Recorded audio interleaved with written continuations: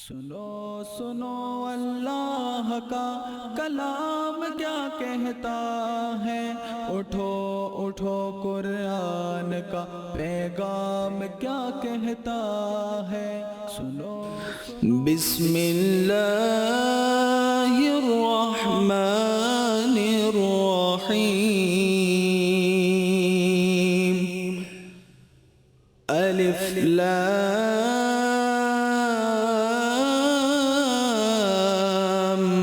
میم، ذالک الکتاب لا ریب فیہ ھدی للمتقین۔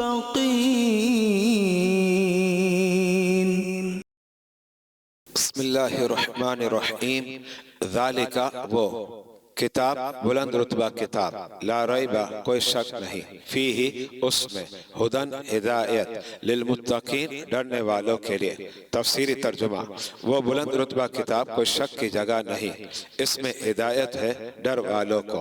معزز و محتشم سامعین و ناظرین، سورہ بقرہ 286 آیات پر مشتمل ہے، جن میں سے آیت نمبر 2 کا انتخاب آج کے درس قرآن میں کیا جا رہا ہے۔ ہمارے یہ درس 2 حصوں پر مشتمل ہوگا۔ آج پہلے حصے پر درس ہوگا۔ پہلا حصہ ذالک الکتاب لا ریب فیہ ہے، یعنی قرآن وہ عظیم و مقدس کتاب ہے جو ہر قسم کے شک و شبہ سے بالاتر ہے، اس میں تردد کی گنجائش ہی نہیں۔ اس کے باوجود اگر کوئی شخص اس میں شک کرتا ہے تو اس کے فہم کی کوتاہی ہے۔ جیسے سورج نکلا ہوا ہو اور کوئی اندھا کہے کہ سورج نہیں نکلا ہوا، تو آپ کیا کہیں گے؟ یہی نا کہ میاں سورج تو نکلا ہوا ہے مگر تمہیں نظر نہیں آ رہا۔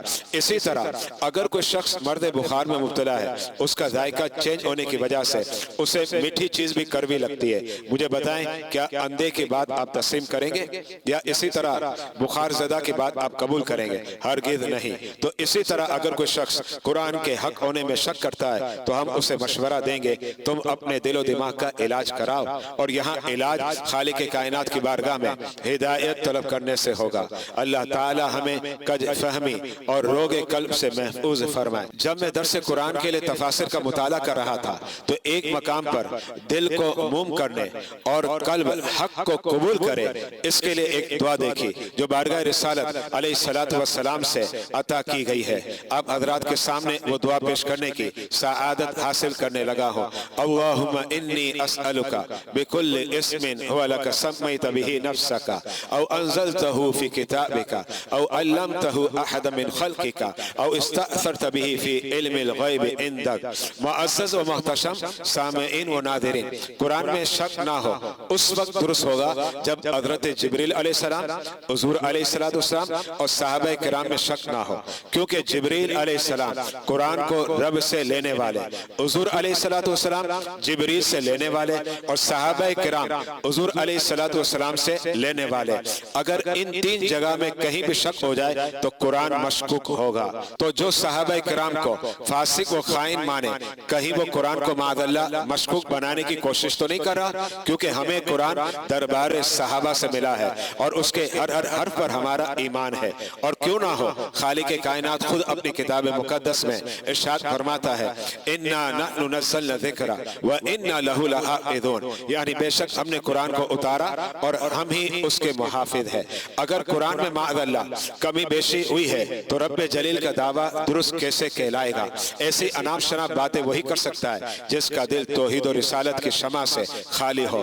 الحمدللہ برملا کہتے ہیں ہم مسلمان ہیں، اور رب کی بارگاہ میں نہایت عاجزی و انکساری کے ساتھ دعا کرتے ہیں کہ اے اللہ ہم سب کا خاتمہ دین اسلام پر مقدر فرما دے، آمین۔